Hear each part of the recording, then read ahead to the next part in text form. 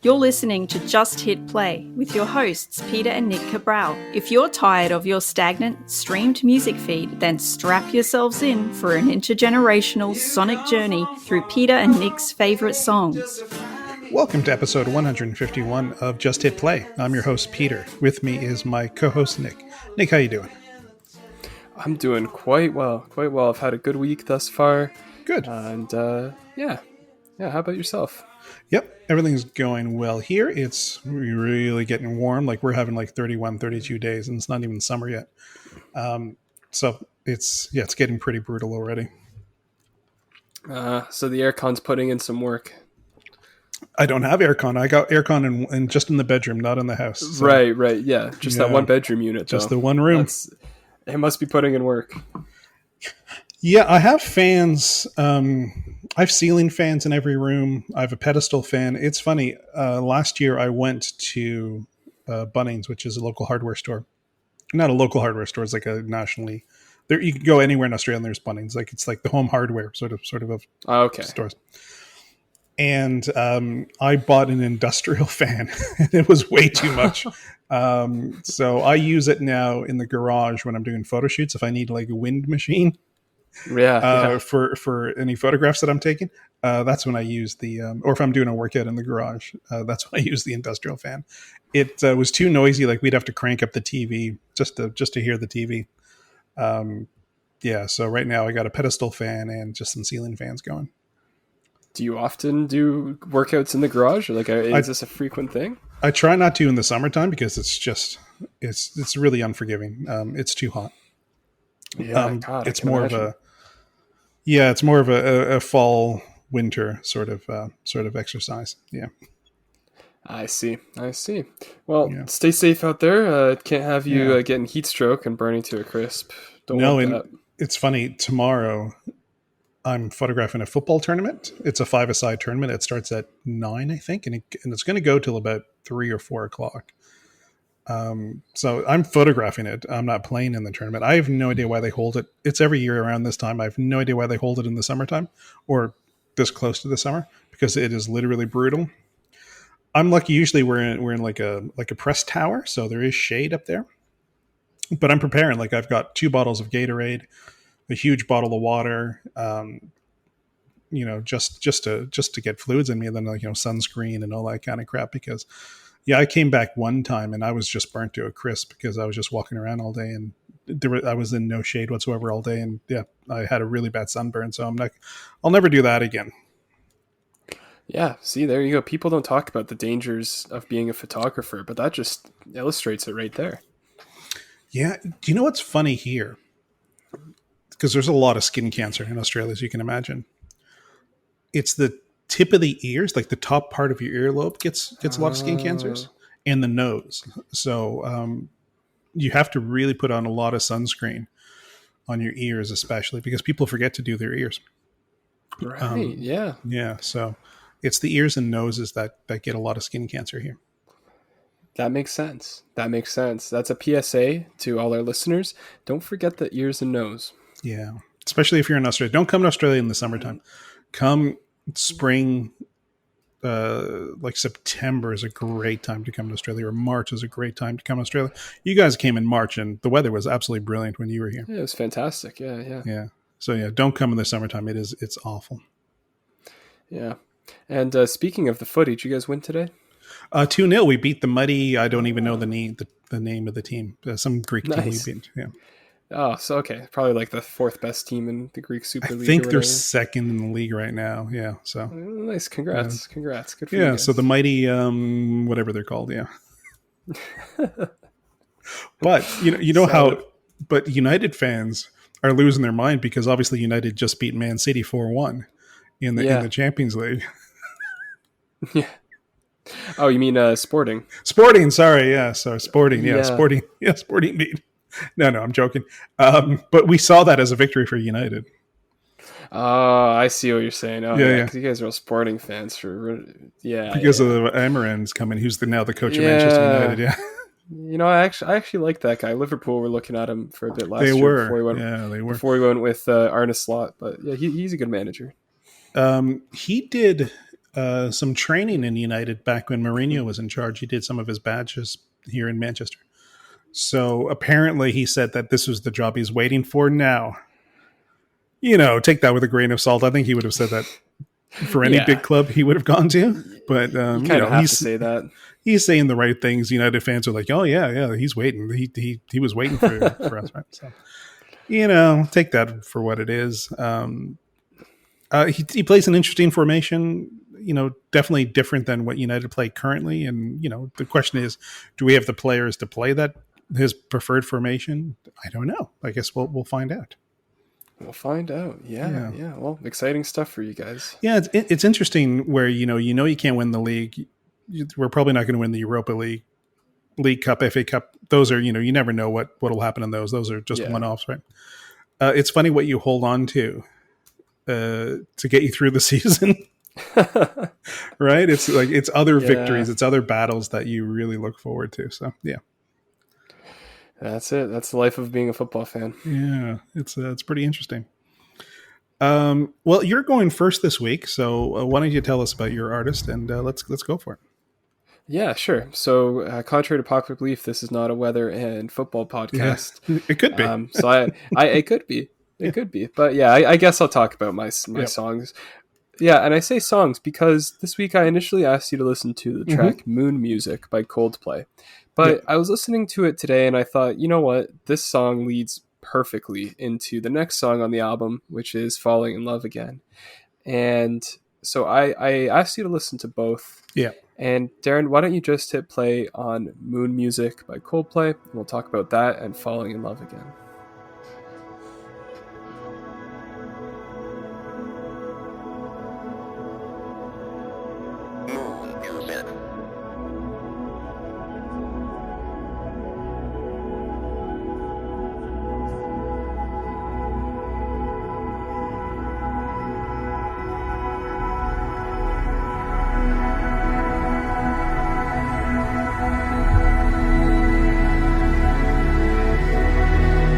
Right, so Coldplay's back. They just released this album not too long ago. And personally, I really like some songs on the album. These two being a couple tracks I particularly enjoy. Right, I think Moon Music is a really great callback to some older Coldplay material. Sure. But what did you think of Moon Music and Falling in Love Again? Yeah, I really like these two songs. Moon Music specifically, is, you're right, it is a bit of a callback to an older Coldplay sound. And when we were sort of talking about it offline, you described the song as quite sparse, and you were very correct. It is a very sparse song, and it almost sounds like a lullaby, a dark lullaby, but the music compared to the lyrics. I always like it when there's a bit of a juxtaposition there, where the music is very calming and, sounds like a lullaby, but the lyrics are quite dark. So I kind of like that little juxtaposition. I like that as well, and I think that juxtaposition carries forward even when you think about this song, which so brilliantly transitions into Falling in Love Again, which is possibly the polar opposite of Moon Music. It's a very upbeat, loving the world kind of song. Yeah, it's what Coldplay has become known for recently, right? I think with these two songs, we get a brilliant picture of sort of the two sides of the Coldplay coin, where we get the moody, atmospheric, very Brian Eno influenced sort of instrumentation, and then the big pop rock stadium anthems, which Falling in Love Again absolutely is. Yeah, Coldplay are currently on tour in Australia. I didn't get tickets because, again, like I said last week, I sort of lost sight of them for a bit.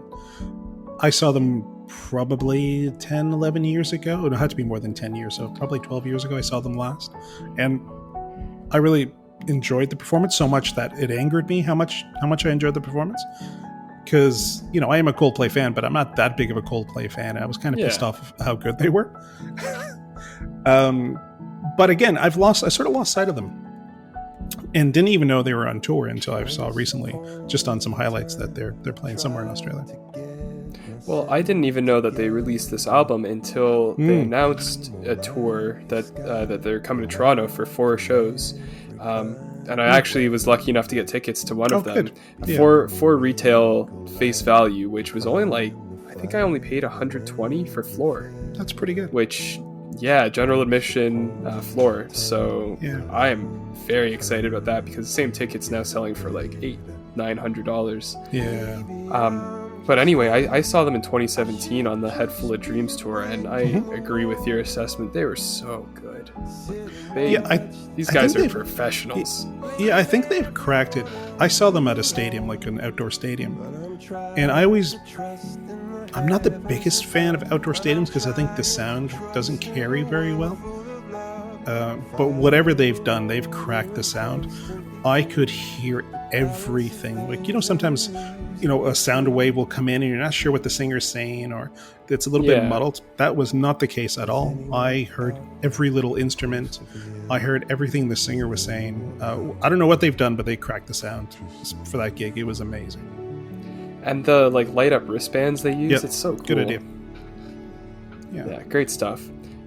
You know what I was thinking when I was watching? I'm going to comment on two things that I noticed about the two songs. Let's start with Moon Music.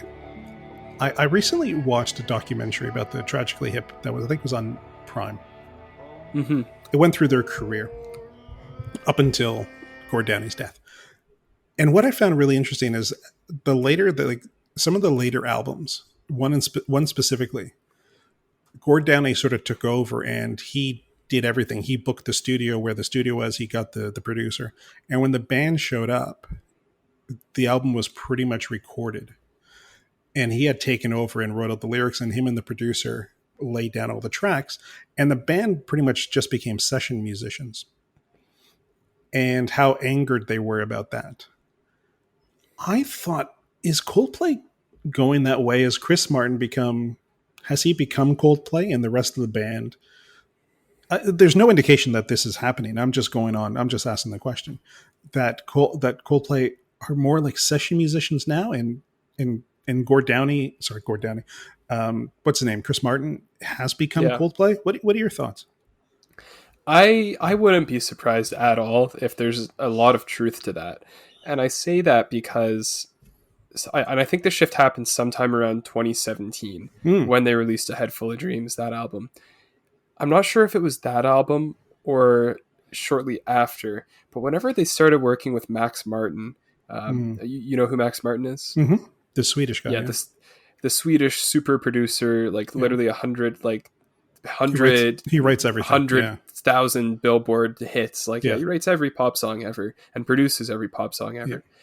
Once they started working with that guy and he started producing some songs for them, I think that's when that happened. And I'm not sure if the rest of the band can really be that upset about it because they print money. Coldplay absolutely prints money. They are so rich, as far as rich as musicians can be.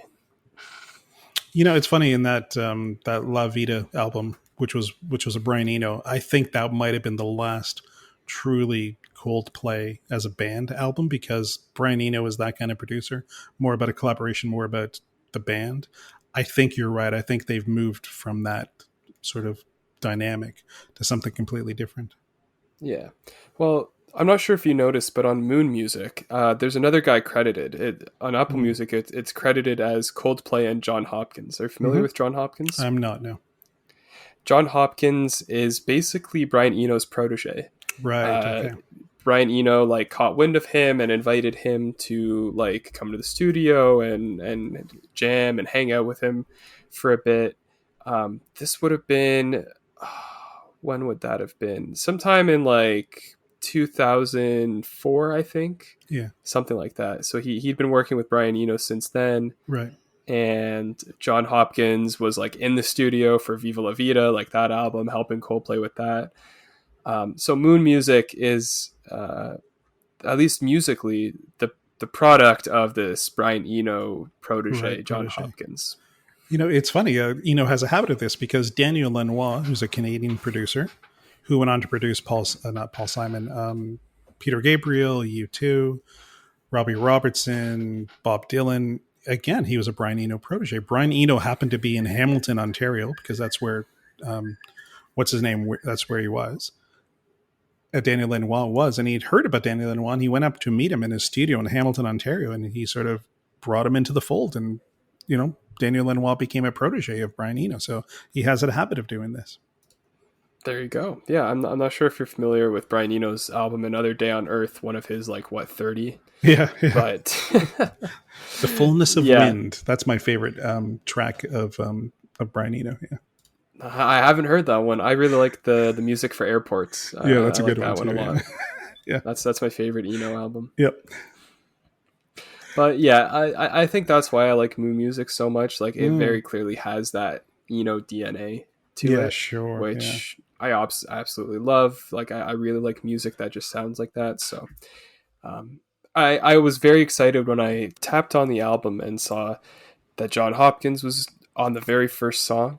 I got really excited because I love this type of music, and it turns out it was a pretty good song. I like Moo music, and I definitely like Falling in Love Again. Like it's nothing crazy special or inventive. It's very much Coldplay doing their thing, but I like it, and I'm really glad you liked both the songs too.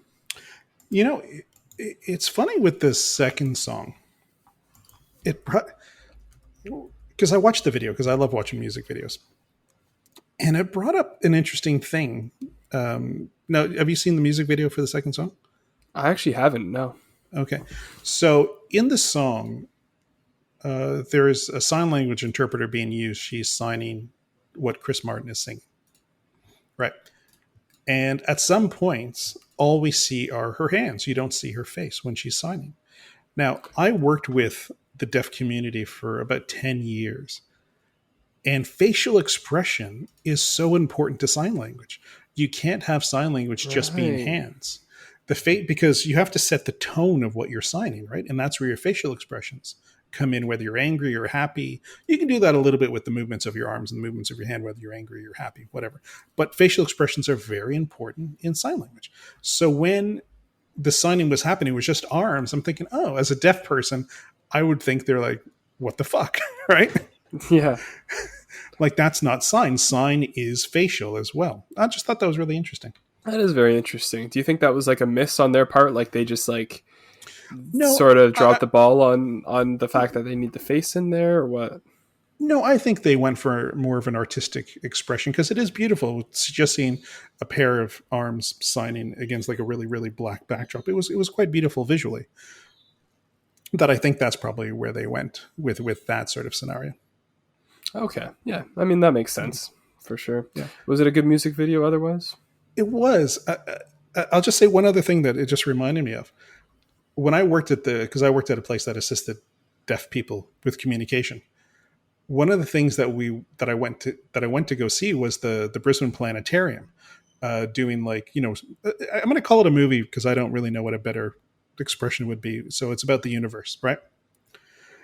And obviously there's audio playing over the visuals, and we were trying to make things accessible for deaf people. So I went to initial showing just to see how we could turn that into sign language. Now, I'm assuming you've been to a planetarium show? I'd say I have. Yeah. So one of the things that you need in a planetarium show is complete darkness, because for you to be able to see what is being shown visually on the ceiling. And we were trying to come up with a way of doing that where a deaf person could see a signer signing what was being said over the loudspeakers. And then I came up with a great idea comparing this to the music video of maybe the deaf person wearing neon gloves or glow-in-the-dark gloves so they could sign what was being said. Then we brought the interpreter in to watch the show, and he goes, no, you can't use neon gloves because of the facial expressions. You have to be able to see what the person is, what their expression is on their face. So neon gloves makes absolutely no sense whatsoever. Then we came up with the idea of maybe doing it with Google Glass, where you could watch the ceiling, and in the corner of the Google Glass would be the interpreter signing what was being said as like a pre-recorded thing, and you have to play it at the same time sort of thing. But then the Google Glass sort of went away and that wasn't a thing anymore. I think there are some glass coming back to make sort of trying to make a comeback in that arena. But no, I just thought that was really interesting, of different things that technology wise with the deaf community and the sign language from that music video. Yeah, no, that's very interesting. Thank you for sharing that. Yeah. So no, again, the music video is beautiful. I just there a lot of the scenes when the person is signing, you don't see your face, and that's a no when it comes to the deaf community. Okay, yeah, there you go, noted. Can I tell you one more story? Yeah, this one makes me laugh.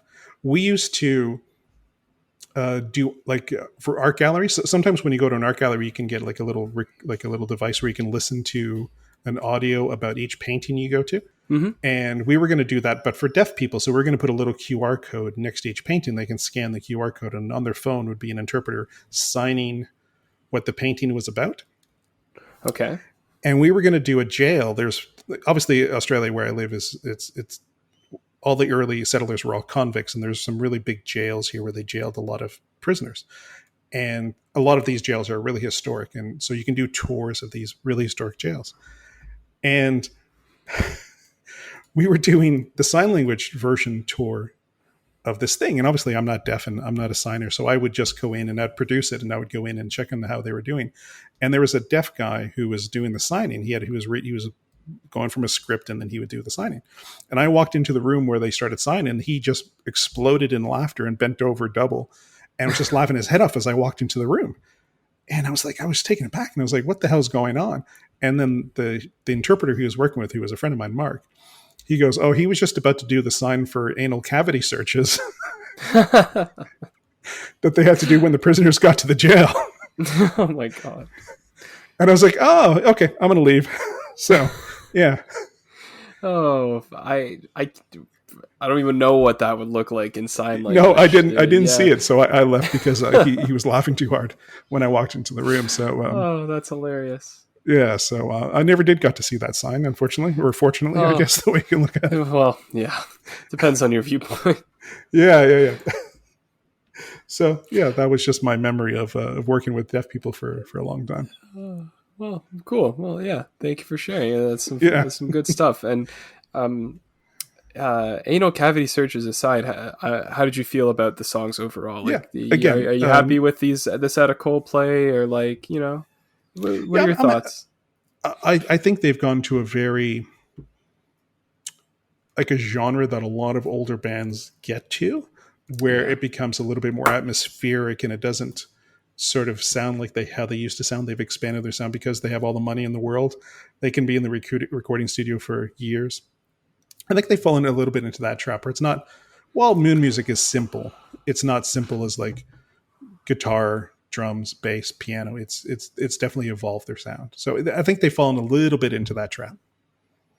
I think so too. But at the end of the day, they're one of the biggest bands in the world. They can do whatever. Yeah. And, exactly.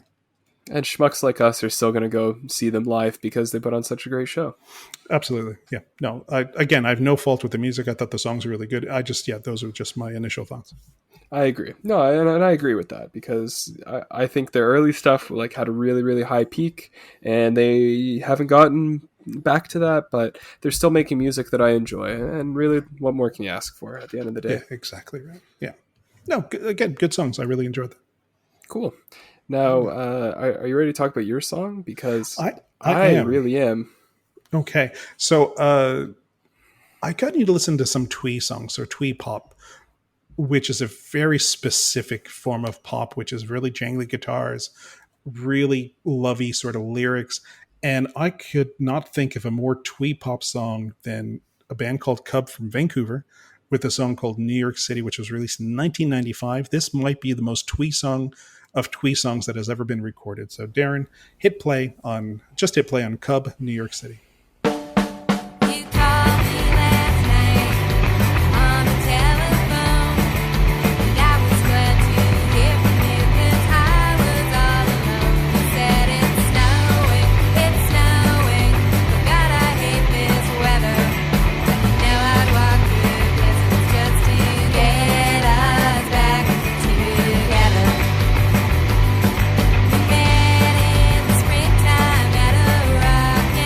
All right, Nick, what did you think of Cub and the song New York City?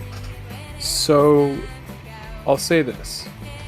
Of all the twee songs, quote unquote twee songs you've gotten me to listen to, this is by far my favorite, like by quite some distance. I love this song. It's only grown on me more and more and more.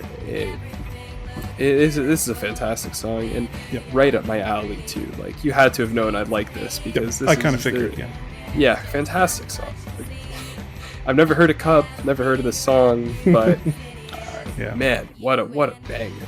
I'm giving this the capital B banger label. I'm guessing that not a lot of people have heard this song. While I was a fan, they were not a big band. They were around for a couple of years.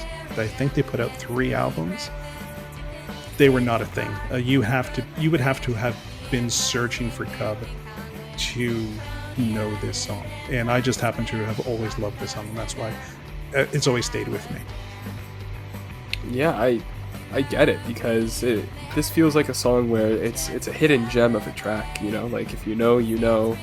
And I'm really happy that I know now, because I feel like I almost belong to like an exclusive club of people that know this song and really like it.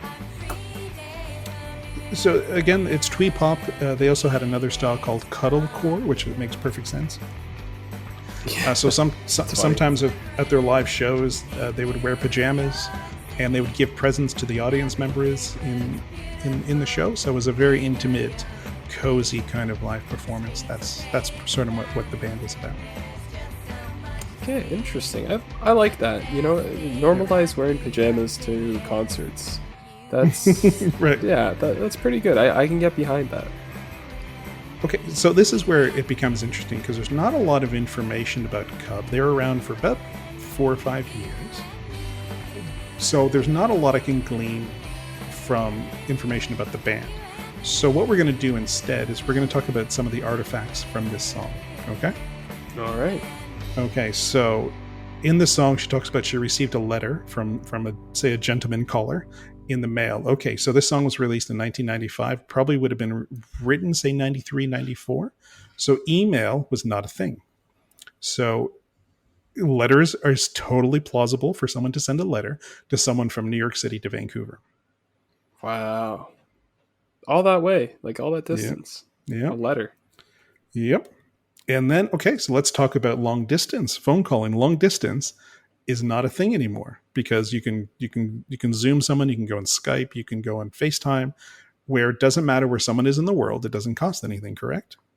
Yeah. I do remember this long distance nonsense, yes. though. That was terrible. So at the time, I did a quick search on what it would cost, and we're using US dollars here, what it would cost to make a long distance call in the mid 90s. It was 22 cents a minute during the day, or at nighttime it was 12 cents a minute. On the weekends, 12 cents a minute to make a long distance phone call. Oh my God. So in today's money, 22 cents would be about 50 cents a minute to make a phone call. So if you're on for an hour, it would cost you a bit of money.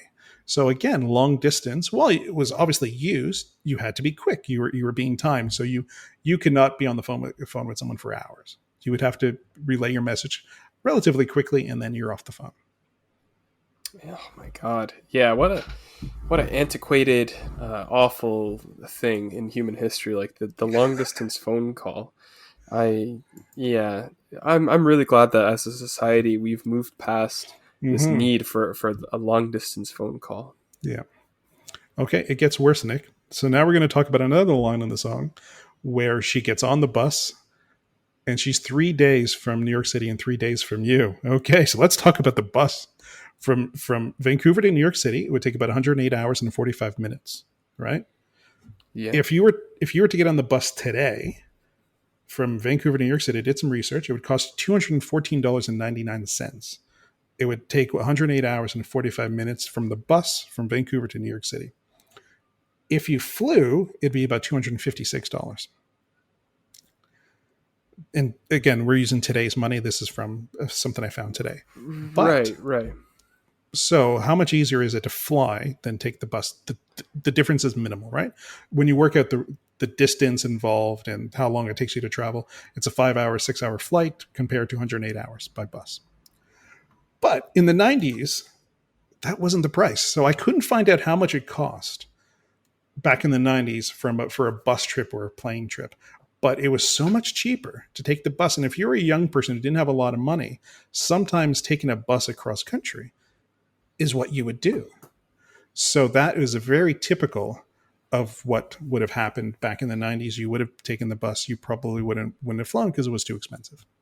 Interesting. Wow. And do you think that's a product of air travel getting cheaper or land travel getting more? Okay. No, I'd say the land travel is relatively stayed about the same price. It's the air travel because there's so many much more budget airlines out there where it's a lot cheaper to fly. Okay. Got it.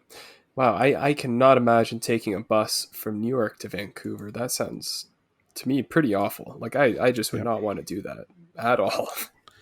Again, it's a pretty typical option of what would have happened in the 90s. And again, you have to think about it this way. You might have had a cell phone. Cell phones were around, but again, it cost a lot of money. And another thing to take into consideration is I don't know how much you would have paid if you were using a Vancouver cell phone in New York City. Oh, God. How does that even work? Area codes at the time meant everything, right? So even if I'd have to go, I wouldn't know how that would work. If you made a call, you'd probably be paying long distance if you were outside of Vancouver. Wow. Yeah, that's my mind is being blown right now. Yeah. Absolutely blown. So because I live in Australia, so when I travel to Canada and I want to use my phone, I specifically chose the company that I go with. I can use my phone in Canada for $5 a day. Now, if I'm there for a month, $5 a day does add up. So I try to use my phone sparingly on days where I need to use it, say if I'm traveling in a GPS or whatever. So I have to then it's almost like I'm living back in the 90s. I have to use my phone sporadically. I could get like a chip and, and put that in the phone and, pay that kind of stuff. But again, I set it up specifically so I can just use it for $5 a day. Yeah, that's still a hell of a lot better than whatever they were definitely having to do in the 90s, though. Like, God, that's like if someone from Australia in the 90s had a cell phone and went to New York, like they probably couldn't even use it. No, that's correct. They couldn't. And I remember like even my first few trips, because I've been here for 17 years, almost 18 years. I remember my first few trips home, I would have to go and seek out Wi-Fi places to use my phone. This is before that $5 a day thing was even a thing. And I would have to go to a Tim Hortons or a McDonald's just to be able to use their Wi-Fi. Because I couldn't use Wi-Fi at home because obviously I was visiting your grandmother and she did not have the internet. I'm sure you remember that very clearly. So I would have to, if I needed to answer an email or send a message to someone, I would have to then look for Wi-Fi just to be able to do that. Yeah, it really is a crazy time. That like transition period from like when the internet was around but not ubiquitous, right? Mm-hmm. To where we are now. Yeah, it's very interesting to look back. Yeah, because I would have gotten my first computer, like modern computer, I would have gotten in 1994, and of everyone I know, I was probably the first one to be on the internet. Wow. Okay, you were an early adopter. I was. So this would have been 94. I probably got my first computer, and I think my hard drive was, I'm going to say 500 megabytes. And when I bought it, the guy told me I would never fill it, which was quite funny. That's funny. That's funny. And it then became my job. I remember I would go around to people and help them set up their internet. So I'd go like America Online or Yahoo or whatever their internet was. And I would help them set up their internet and show them how to use it. So that was my job. I would help people, especially a lot of family members. I remember going around to people's houses and, they would get their modem and we'd set it up and connect it to the phone line. And then their parents would pick up the phone and then they'd disconnect them from the internet and all that kind of stuff. So yeah, I helped a lot of people get on the internet. There you go. You were like a pioneer. I was. It's it's funny. I don't know why I wanted to be on the internet, but because I'm not. Now that I look back on it, I'm not a particularly big fan of technology. I guess I was more back in the 90s than I am today. I guess. The reason being, I have this philosophy that computer, like especially when you're at work, computers keep getting faster and faster, but I'm not going home any earlier. I'm just doing a lot. That. I'm doing a lot more work. I remember I was working at the bank and I was talking to my boss, and this was at a call center, and he was saying that when he first started the call center, he had a textbook, and when a customer called in and asked him a question, he'd have to find the answers in this book, and he would flip pages and try to find it. Then he would put them on hold and read it, then explain to me. And he goes, "I was talking to like 8 people a day," and I was like, "Well, I'm talking to 50 people a day. Can I have a book?" Seriously. Give me the slowest computer you have. In my personal life, I want a fast computer, but at work, I want the slowest computer you could possibly give me, because that is much more important to me than being fast. Yeah, I completely agree. Completely agree. It's crazy. Yeah. So there's not a lot about that I know about this band or this song. I just really think it's a really cool song. It's the twee pop of twee pop songs. It's just a really cool jangly guitar. It's sort of it reminds me so much of the time in 1995 when this song came out. It makes perfect sense to me of what 1995 was. So I just thought you would get a kick out of those facts. I did, and I hope the listeners got a kick out of my 24-year-old self reacting to just the medieval times, really, of technology. Really, exactly. It is medieval times. Yeah. Cool. Yeah, it is an amazing song. I would say if you're a fan of this song, go and check out some of their other stuff. It's very similar. Really jangly guitar, coverware band of their time. No longer around. I think they broke up in 1997, so this was their only hit that I know of. But yeah, good song. Yeah, I'm definitely gonna check out some more Cub, because this is fire. So thank you for putting me on, and I'll let you know what I think of some more Cub music. Yeah. What song do you have for me for next week? For next week, you're going to listen to the song Apocalypse by the band Cigarettes After Sex. Okay, cool. Don't know. Never heard of them. And Nick, we're going to go into another genre of music. Okay. Because of what happened in the election earlier this week, and for me, again, you can believe whatever you want, and the listeners who are listening can believe whatever you want. The farce of it all and how this man was elected, I think we need to revisit some protest music. So we're going to do some protest music for a bit. And originally I was like, oh, it'd be great to listen to I'm Afraid of Americans. But then I was like, oh, no, we've done that song already. Yeah, so, we've already done that. Been there, done that. But if you haven't listened to that episode, please go find the I'm Afraid of Americans episode. Great episode. So we're going to do some protest music, and the first one we're going to listen to is Bob Dylan and the song called Hurricane. Okay, nice. I've always been curious about Bob Dylan, so let's roll into it. Yeah, so that's your song for next week. Great. Yes. All right, let's do This Week in Music History. Speaking of David Bowie. David Bowie was this date, November 10th, 1975, David Bowie is number 1 on the UK singles chart with Space Oddity. The track was first released in 1969 to tie in with the Apollo 11 moon landing, but became number 1 in 1975. One of my favorite songs, an amazing song by David Bowie. I'm assuming you know the song and you love the song as well. So, Darren, let's listen to Space Oddity by David Bowie. Ground control to Major Tom. You've really made the grade. Okay, so Nick, what are your plans for the rest of the week? Well, nothing too crazy. Obviously watch the footy on the weekend. I've been really enjoying playing the new Call of Duty Black Ops game, so probably relax and play some more of that. And so I suppose that's really it. Nothing too exciting going on for me. Cool. As I mentioned, I'm photographing a football tournament tomorrow. And then on Sunday, I'm photographing an engagement party. But the engagement party is inside a video arcade. So I'm really looking forward to that. I think that'd be a really cool setting for an engagement party. And I can probably get some really interesting photographs, some really interesting neon lights with games in the background. So yeah, I'm really looking to that photograph, to that engagement party to photograph. That'll be excellent. Yeah, enjoy that. Yeah, the only problem is you can never... Being a photographer is fun because you go to all these parties, but you can never drink. Yeah, you're on the clock. You're on the clock, so you can't really, not that I'm a dancer, but you can't really dance. You could, sometimes if I'm on the dance floor, I'm literally like, 4 inches from people's faces, trying to do a wide angle shot of people dancing. And I probably won't be able to play any video games because I'll be photographing people playing video games. So it's, I get to go to all these fun things, but don't get to participate in any of it. Yeah, you're like, that's again, another photographer's curse. You get to see all the fun things, but you're just watching from the sidelines, really documenting the fun things. I think I've told this story before, but there's an organization here called CSIRO, which is a government organization that is strictly just science-based. And they're the ones that invented, it was either Bluetooth or Wi-Fi they accidentally invented. So it's like one of those science organizations. And I did a photography job for them where they were doing, this was years ago, so they were doing like drones, prototype drones, prototype self-driving cars, that kind of thing. And I got to photograph all that.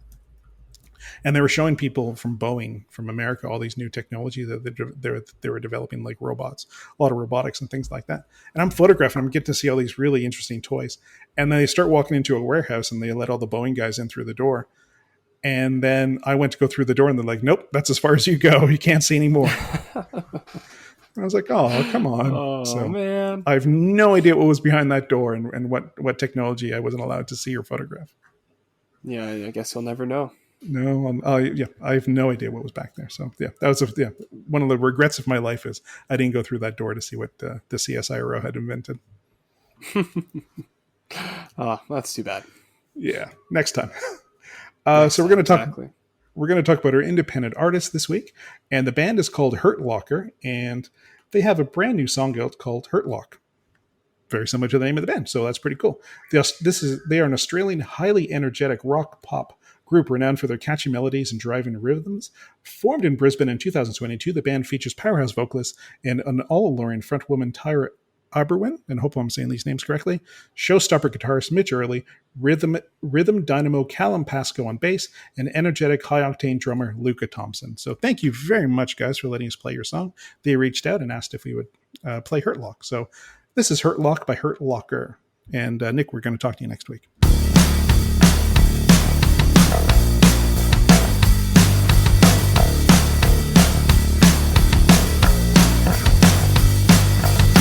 You have me in a heartlock. You've got me in your dreams. I'm counting all our reasons, hoping you'll hear my screams. You've got me in a time stop. Temptations keep me clean. Of all the ones you've chosen, I hope you're keeping me.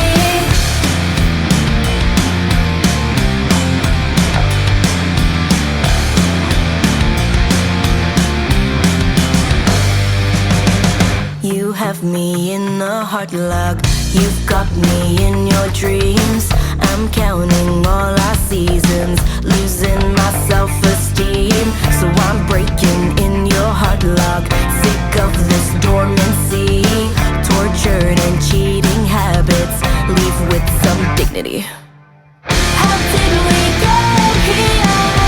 In the aftermath of all the poison inside of me. How did we get here? I'm just waiting on you. Can you find a key to open me up? I'm inside the hole of this heart-shaped lock.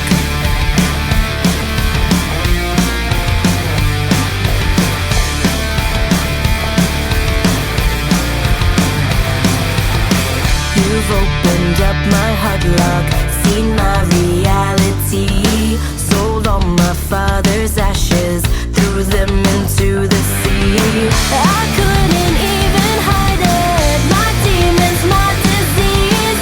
I loved you oh so truly, hoped you would set me free. How did we get here? In the aftermath of all the poison inside of me. How did we get here? I'm just waiting on you.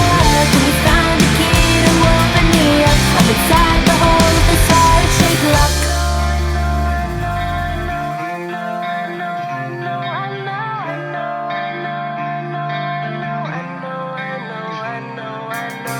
These chains contain me. There's bruises on my knees. couldn't even breathe. I'll break this cage, I'm bleeding from the seams. I'll fight it, just watch me set me free. Oh, just watch me set me free.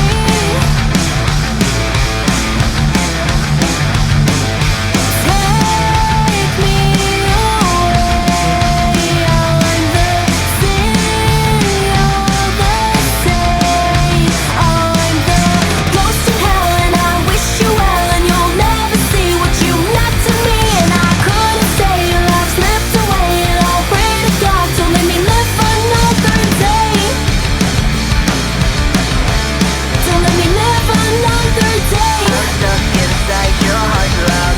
I'm stuck. Don't let me live another day. I'm stuck inside your heart, love. I'm stuck. Don't let me live another day. I'm stuck inside your heart, love. I'm stuck. Don't let me live another day. I'm stuck inside your heart, love. I'm stuck. Don't let me live another day. I'm stuck inside your heart, love. Don't let me live another.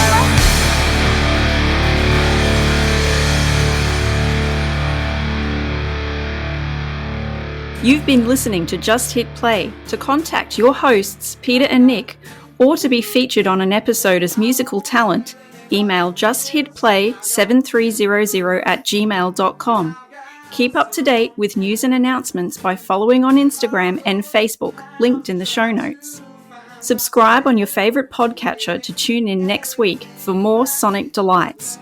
And if you can't wait till then, check out the Just Hit playlist on Spotify, linked in the show notes. A special thanks to Braden Munch for the theme song, and thank you for listening.